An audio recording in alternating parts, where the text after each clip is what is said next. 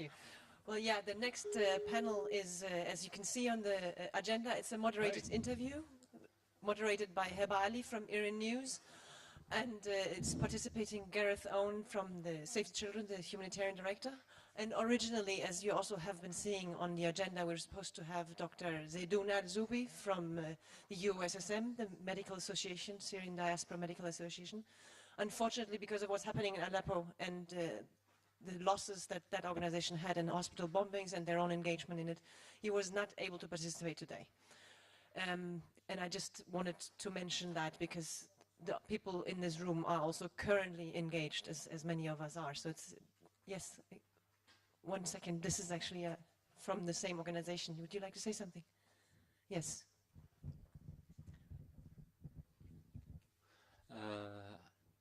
Good evening, good afternoon. Dr. Zeydoun apologized for not being here. 5 of our staff were killed 20th September, or were hit. 4 were immediately killed. 1 was killed last Friday. He had to be in Turkey. He couldn't be here.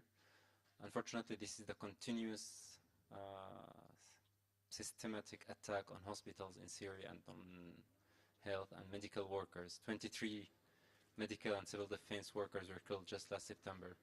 5 of them are of awesome staff. That's why he apologized, and that's why he couldn't be here. Thank you. But we were so lucky to then have Dr. Fadi in the room, who has already participated in 1 panel, but will join us again. Thank you so much, Fadi, on a discussion of challenges in coordinating between diaspora and conventional actors. And we will have Gareth Owen joining us from the UK, because he also could unfortunately not join us in person here today. Can you hear us, Gareth? Gareth, is the link working? Yes, I can. You're a bit quiet, but greetings to everybody. Great. I think. Yes, I can hear you. Perfect, great. We can hear you as well. I'll leave the floor to you guys. Hi, everyone.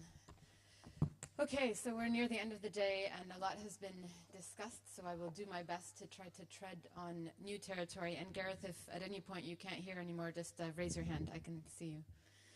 So I only get invited to these conferences usually because, as a default of my profession, I am perceived to be provocative. I'm a journalist by training, and I now run a news service that specializes in covering crises called IRIN News. IRIN was part of the UN for about 20 years until we last year spun off to become independent in order to be able to more critically analyze the humanitarian sector.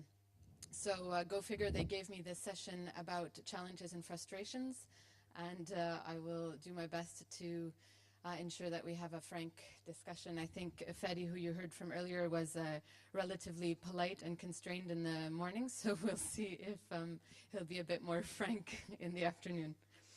And what I'll try to do with this session is have a very practical, operational, kind of tangible lens through which we tackle some of the questions that have been raised through the day.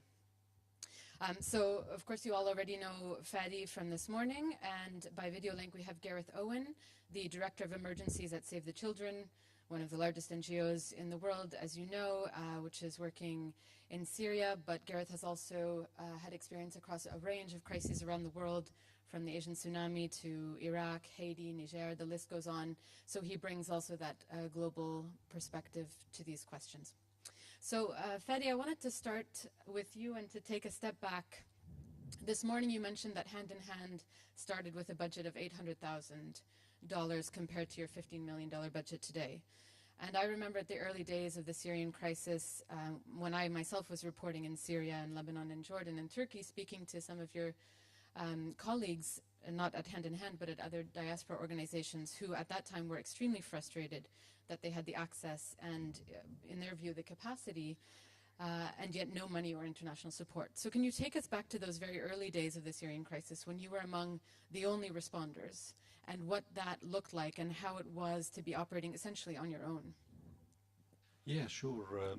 I think it might be an idea to start with politics. I mean, at the early days of the conflict, people weren't sure, are we supporting Assad? Are you against Assad? Do we talk about Assad, or should we just leave it neutral? I mean, hand in hand, I know Dr. Hani is laughing here, we're amongst the first ones. We put the revolution logo as part of, revolution flag as part of our logo. And obviously Dr. Hani had numerous talks with us. Until now, our logo is totally neutral. Do we remain neutral, or, again, I think that's a different subject. At the early days, there was a need for us to intervene. There was a need for medical treatment or evacuation. People were shot at, people were killed in the street, and there was nowhere for them to go and be treated. Hence, the diaspora came forward and they started setting up something called makeshift clinics and makeshift hospitals. You would see diaspora from the UK and probably most likely from USA and other countries. We were rushing backwards and forwards to Turkey, taking portable anesthetic machine, taking portable defibrillators. And these equipment, we would buy them from our home country of origin, or like the UK. We would spend like 5,000 English pound, British pound on it, and then we take it to field hospitals. At some stage, we were reaching from Turkey as far as, not far from Damascus, and we would be taking risk. We were happy to take the risks and deliver aid. On different occasions, we can't deliver goods in kind from Turkey, cross-border, or even from Lebanon. So we would have to go and send the cash, and that applies to all the Syrian diaspora or Syrian NGOs. So we would send the cash and buy locally from the local market. But as things moved forward, we started setting up hospitals in, let's say, opposition-held area.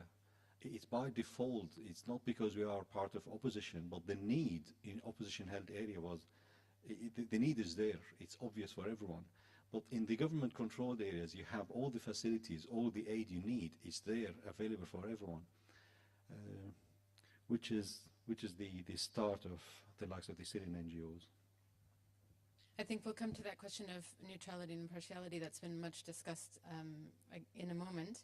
Gareth, I wanted perhaps you to do the same, to take us back to the early days of the Syrian crisis, and for you as an international NGO, were you reticent of diaspora groups at that time?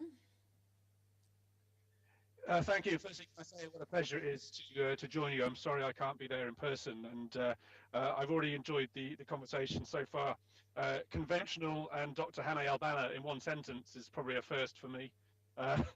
And also, it's lovely to hear my old friend El Qadir, and his passion to see the fire has never dropped is wonderful. So, I mean, to answer your question, I mean, going back 5 years at the start, and may I just pay tribute to Fadi and everything that his organisation has done. It's a marvellous organisation who've done great work under extremely difficult circumstances, so we admire you greatly. The truth is we were very reticent at the beginning, and simply because we didn't know the diaspora organisations. I mean, Save the Children did not work inside Syria, though we had tried in the past, going back several years. We had no direct links there, we had no local partners on the ground, and so, you know, working into that situation over time via a diaspora route was quite a new thing, and it took time to, frankly, to get to know the various diaspora groups, to understand and to be clear on the motives of different groups. Some are overtly political, you know, what were the affiliations involved, what about neutrality, all the usual kind of humanitarian questions emerged. And so over time, you know, we followed we were desperate to, you know, find ways to do more inside Syria.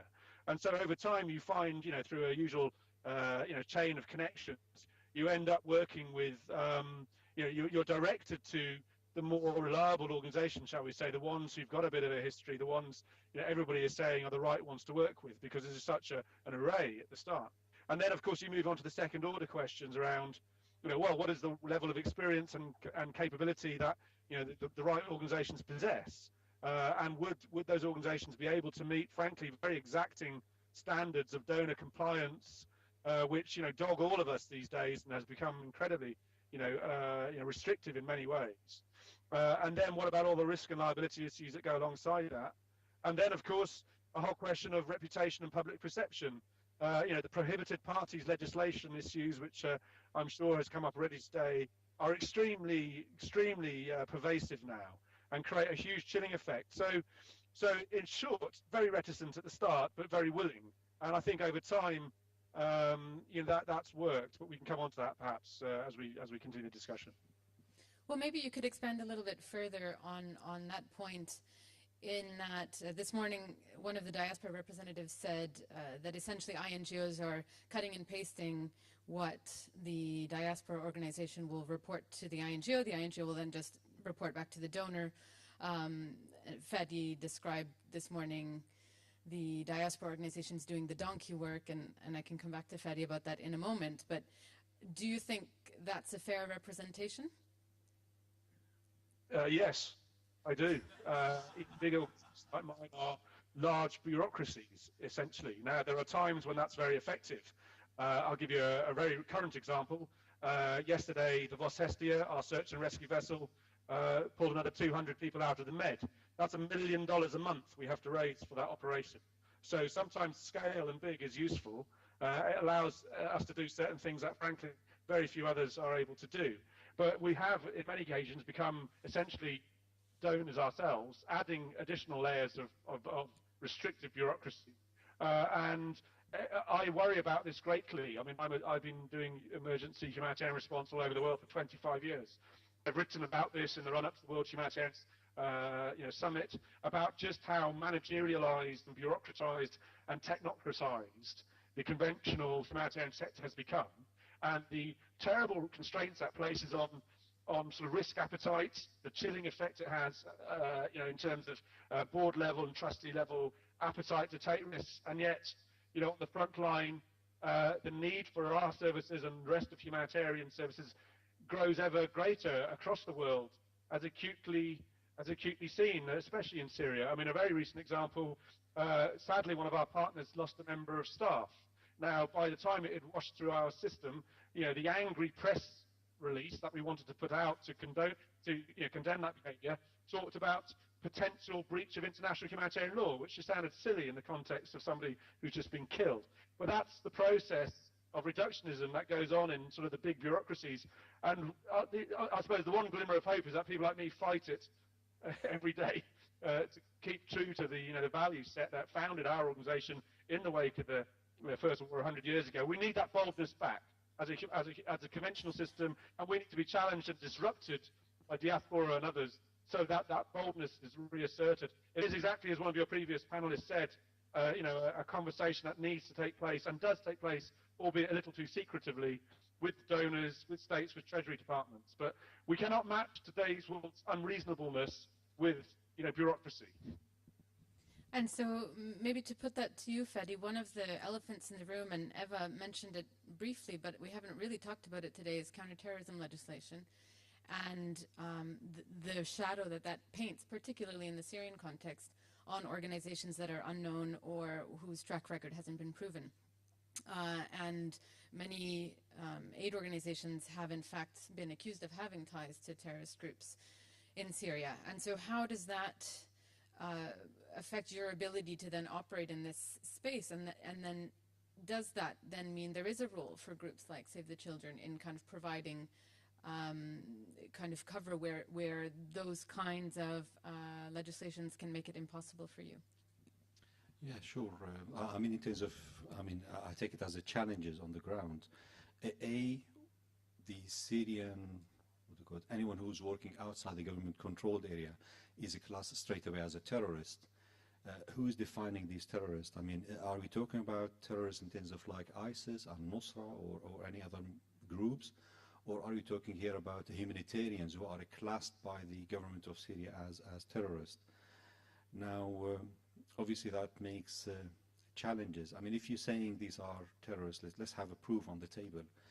Let's have a proper discussion and see who is being classed as on the wrong side.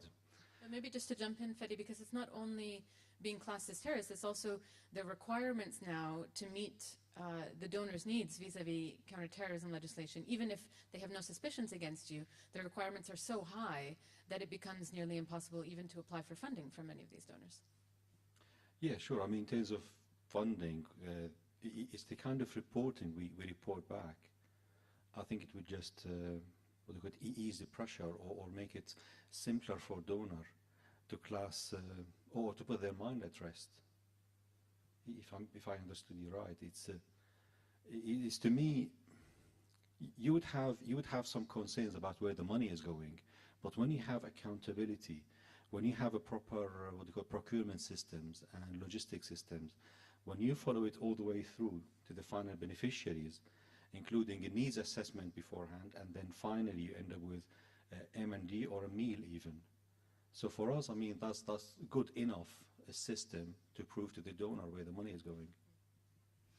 Gareth, maybe to bring this back to you, we heard from some donors earlier this morning the constraint that they face in that they are spending taxpayer money. They need to be able to prove to their taxpayers that that money is being well spent. What are the constraints on you or the pressures that you're under from the donors in reporting back, particularly vis-a-vis counterterrorism and the new implications that that has? And to what extent does that prohibit you from working more closely with diaspora organizations?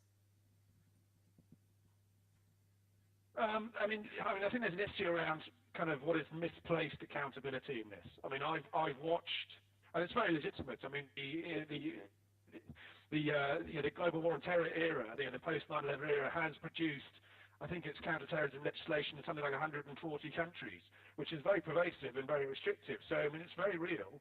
That's a legal issue. We all have to be compliant, both in the sort of court of public opinion and in the court of law around these things. And they are equally powerful, I think, as forces. So, but this accountability sometimes becomes problem displacement or just avoidance of risk, because actually, you can just don't try. My great fear is that it's not that we fail, it's that we stop trying. Because of this kind of chilling effect of the risks of becoming existential and catastrophic. So, there are conversations around this going on which are, terrifying actually, to think about, a notion that, we would somehow never, attempt to help people. And so I think the way we deal with that is by having a good compliance environment that doesn't say things won't go wrong, because they will. But really it's about how quickly you respond to that, how quickly you report a problem, how you can show that in your best efforts that problem wasn't predictable, and how you can minimize the number of occasions that you have these kind of things go wrong, and that each time, you're learning from that and trying to be better. And that is that's just a grown-up conversation, but the extent that we can have that is quite variable and is very subject to the external pressures of the vagrancies of public perception. I mean, I don't have to describe, what's been going on in the UK around this of late. And so, that becomes a political consideration as much as a practical one. And that's very difficult, because then you're subject to the zeitgeist of the moment. And I just think that where I see it, going is not in a good trajectory. So somehow we've got to get into this honest space that was mentioned before with our donor partners, who are very willing. I mean, DFID is full of good humanitarians, the European is full of good humanitarians, but they are existing under this kind of sword of Damocles as well. So, but it's the trend that it's creating, I think, is one of diminishing risk appetite in the boardrooms of major organizations around the world, and that is not a good place to be. And to what extent does that mean that you are essentially just transferring that risk to the Diaspora organization when you work with them, and does that keep you up at night? Believe me, many things about our relationship with the organisations that we put under terrible trouble, to deliver what keeps me awake at night. And I think there is risk transference. I mean, we try to avoid that, but I think that everybody recognises that there's a chain here, and that the last mile of delivery is the greyest part. It is the most ambiguous part, and that is the front line, and that is, I suppose it's inevitable that we pass on, that we displace this problem down a chain of the kind that we've created in the business model of aid in the conventional sense. And so part of this is to sort of work politically around that. As we see, small green shoots of recognition for this at the World Humanitarian Summit and other places, the grand bargain language, it's very conventional, it's very status quo. But I think, whilst it's not so much whether the aid sector will get this problem, it's whether the enablers of aid, the banking sectors and others, the legal sector, whether they will allow for the level of risk, because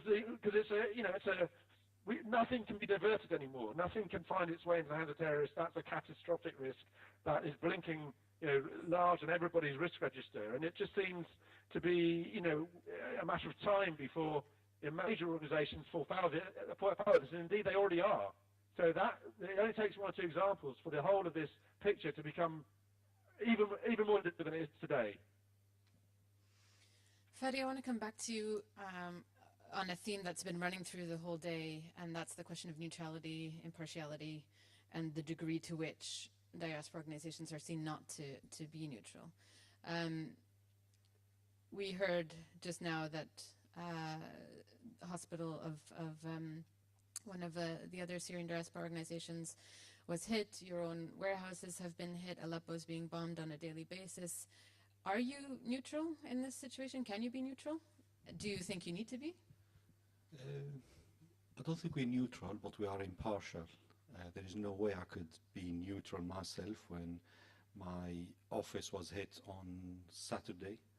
The two sons of our office manager in Aleppo, again, died as a result. 11 of our warehouses in the city of Aleppo were destroyed.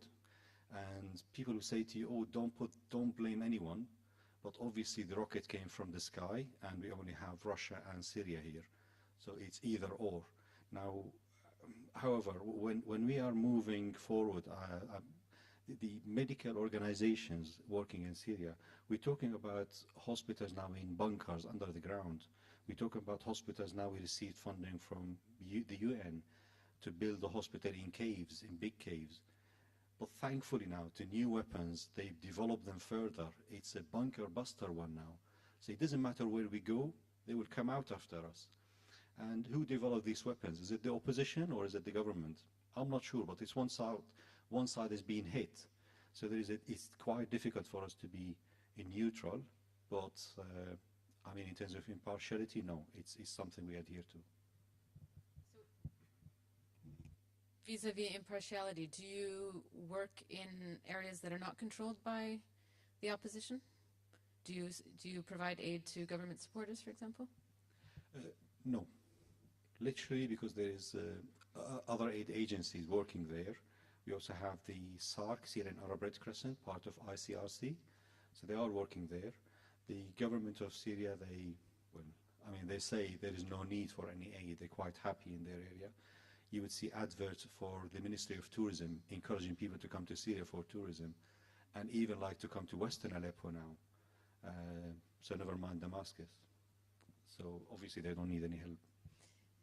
Gareth, how do you react to that? The idea that not every actor needs to be neutral in a conflict like Syria. And for you as an international organization, are the humanitarian principles sacrosanct, particularly when parts of the international system, particularly the UN, are themselves accused of being partial in the Syrian response? I think this is a very live debate. Firstly, I think Fadi's just being honest. I mean, and I applaud that. I think more honesty around this. I think neutrality is a bit of a myth, to be honest, and I suspect it may well have been a greater myth historically than people people suggest around a lot of conflicts. I certainly am one of the heretics around this subject in sort of conventional policy space. I do not believe neutrality is actually possible in today's world in most conflicts. I think impartiality is a much more pragmatic, sensible way to describe the realities of life in some of the world's most difficult conflicts, Syria being the most notable. But hospitals have been hit in Yemen, they've been hit in Afghanistan. My big fear, actually, and I think the starkness of this scenario, and forgive me if I'm sounding a bit negative about all this, I'm not prone to despair, I'm an optimist, but we are looking at a world now which seems to be turning its back on 7 decades of hard-won international humanitarian law. It was 70 years ago that we said we, the future generations, will rid the future generations of the scourge of war. The opening lines of the UN Charter. Well, it doesn't seem like we've managed that. And so I just don't think we can sit in this sort of reasonable place, especially not in a sort of the conventional Western structure that is most of today's aid. I think we have to be bolder. We have to accept the political intensity and complexity. And impartiality is a very reasonable and sensible effort. But frankly, I can't remember. I think the last time neutrality was useful to me as an aid worker was probably 20 years ago. And how is it useful? Well, I was in a conflict where there wasn't anyone trying to kill me on ideological grounds as a Western aid worker. I was in a conventional war, in a conventional era in Angola, where I could say I am neutral, and I did that for a very practical reason. I was in a UNITA-held town, and my mate was in a government-held town, and we were on directly on opposite sides of the war, and everyone knew it. So that is the erosion that we've seen. You know, there's all sorts of factors in this. It's a big policy debate. But I think a lot of aid workers are lying to themselves as they think that you can sort of operate neutrally as a modus operandi, national, international, local, whoever you are. I just think it's a myth in today's world. So we need something more practical. Impartiality and the essence of humanity remain as true today and as they ever were. But neutrality is it's just a myth today. So Fadi's keen to jump in. If I may make a comment here, we just need to go back to the 20th of September, I think, when the UN convoy, the UN and ICRC convoy was hit in Syria. Everyone is saying ICRC, SARC and the UN are the most neutral organization. They were hit by jet fighters. 20 trucks were hit, no, over about 40 trucks were hit, and so many employees were martyred. This is when you think, okay, the principles of neutrality apply. They apply to these agencies, but even though they were hit. So for me, I mean, neutrality is not going to work. Impartiality is different. But I think the question is, it was mentioned in the DEMAC report that for some governments, the very fact that you are a diaspora organization makes you less eligible, or in their mind, more poorly positioned to respond in the Syrian conflict. And so regardless of whether it plays into your operational realities, that question is then, in fact, you know, had you gone and worked with Gareth at Save the Children, you might have been able to get more support from the German government than as Fadi with Hand in Hand in Syria. So, you know, does that start to then change your thinking about how you position yourself as a diaspora organization? Well, as a diaspora organization, originally when we started, yes, we wanted funding, but the funding wasn't that, there wasn't much fund available, so there was a need for us to go. I know the conventional donors, they would like somebody with a track record, but at the early stages, there was an opportunity for us to partner with big organizations, and they channeled funds through. And this is when we managed to prove ourselves by us implementing on their behalf. So this is how we managed to crack in, I would say. So. Maybe one last question to Gareth, and then we can hear from the floor. There have been many roles of diaspora organizations discussed throughout the day. One of them, for example, is as advocacy agents, the other as a bridge to local organizations. But there was an acknowledgement in the report that I found quite interesting that affected communities often found that diaspora organizations were no better at identifying the needs on the ground as international actors. And someone mentioned earlier that diaspora has become a buzzword in the sector. In your practical experience, where is the role of diaspora organizations overstated? Well, perhaps you just answered it in those examples. I mean, you know, I think that's a matter of competence rather than just because you're diaspora. I mean, if you are unable to interact with a community who you are trying to assist adequately, so that you understand effectively, you know, the situation, and that is a matter of your competence and perhaps your technique and perhaps your experience. And so, you know, but if I think diaspora have a choice actually. I mean, and I don't think we should conflate the role of a genuine diaspora with that of a local organisation, albeit one that may be connected. You know, I think that, for me it does hold true that the more localised you are, the more you inherently understand a context. But it also holds true that if you are at distance as a diaspora, simply because you have a cultural, you know, national affinity or whatever it may be, you don't necessarily know that context in the same way, though you should be able to interrogate it far more effectively than somebody who doesn't have that part. So perhaps that's overstated. I haven't had an experience of that. I think the moral correctness of working with diasporas is a very strong one, but it needs to be well organised, and there has to be a genuine value add other than you know, just a perception, reputational kind of cosmetic thing attached to it? It's again another point. The diaspora where we were the link between the people on the ground. There were constant talks, especially amongst doctors or medics. They were constantly forming medical groups and helping those medics on the ground. They do in consultancies. At the same time, people in Syria were delivering the aid on behalf of the diaspora, and the diaspora were raising their awareness and making the voices of those on the ground being heard in European countries or American countries. So this is where the diaspora would come into place. But you know, you asked the question earlier about diaspora organizations becoming sustainable and staying in the long term, and you put it to the panel, and I think the panel put it back to you, so maybe it's time to ask you. I mean, what would be, if Hand in Hand now starts responding in the Philippines and in Latin America, what differentiates you from Save the Children? Well, it's an honor to be like Save the Children and the rest of the INGOs. But my biggest concern is we always complained, let's say about Save the Children, for example, but now it's my worry is for Hand in Hand to become like Save the Children. We have already changed our name, whether we liked it or not. So now we're more an international one. So we have an opportunity to go and work in other conflicts or disasters. But would we do it or not? I know Dr. Hani said you better concentrate on the area of expertise. Like, for example, we carry on in Syria. The job in Syria is not finished. Probably we need another 40, 50 years to finish before we can move on to another conflict. But however, we have learned our experience as a Syrian diaspora. We should share it with other diaspora in different conflicts or disasters. We should tell them exactly the stages we went through. You can't expect a conventional partner or a donor to tell the diaspora what to do. But when a diaspora to diaspora, we speak the same language. So for me, in my opinion, it's easier for us to give advice. So time to speak the same language. Thanks if there are a a few lot, questions Heba. Time is unfortunately moving very fast. Let's have 3 quick questions. And please, very brief. Great.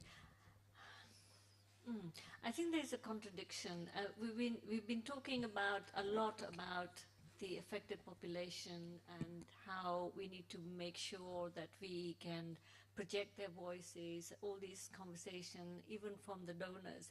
Yet it seems that, and this is what I find difficult to connect with, is the donors are then still financing the organizations who are not connected to the ground.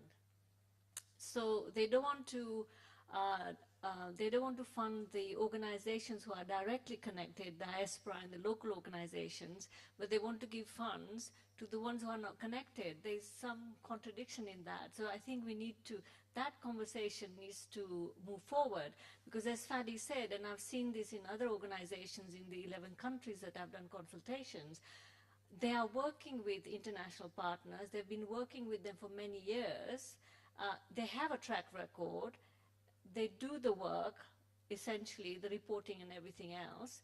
So in a way, these organizations are being intermediaries. So what's the challenge of then funding local organizations in diaspora directly? But for that, the diaspora and local organization mustn't lose their feet on the ground. Really important. Thanks. Thanks a lot. Let's take, we have 1, 2. I'm sorry, I have to be a little bit strict on the time here. Mohammed Zakari again from the Syrian American Medical Society. Just wanted to reiterate some of the things that were said. The reason we work in opposition-held areas is for necessity. It's not that we're taking sides. What happened when the government loses certain areas to military opposition groups, they pretty much stop providing any services, whether it's schools, social services, medical services. So that's one point. The other point, the major humanitarian UN-linked organization, they don't do cross-country aid. At least they didn't in the beginning for about 3 years or so. Now it's a little bit better. But they basically want stuff to go to Damascus, and then from Damascus it gets distributed, and it's near impossible to get stuff across checkpoints between the government area and the opposition-held areas. So that is the reason why we work on those areas, because the need is mostly there. The other point is the issue about counterterrorism. We are based in Washington, D.C., and you have to work with the government. I mean, the government have legitimate concerns. So we pretty much, every month we go to the State Department, we go to the Treasury Department in D.C., we just tell them, this is what we're doing, our books are open, feel free to inspect us, and at the end, I mean, we gain their trust. We're having less and less problems as far as transferring money, and we get grants from USAID, hopefully directly in the near future. And we also had to be cautious about certain areas, like in areas that are held by ISIS, we decided not to go there because it's a little bit questionable. There are a lot of sensitivity, so I mean, it may not be fair to the civilians held in those areas, but we just took the decision not to do it, and they are getting their helps in other ways. Okay. One more. Thank you very much. I'm Jette Michelsen, representing the Ministry of Foreign Affairs in Denmark, and I think you need perhaps a little bit of donor's voice here also. So I'm not going to put the question so much as trying to respond a little bit.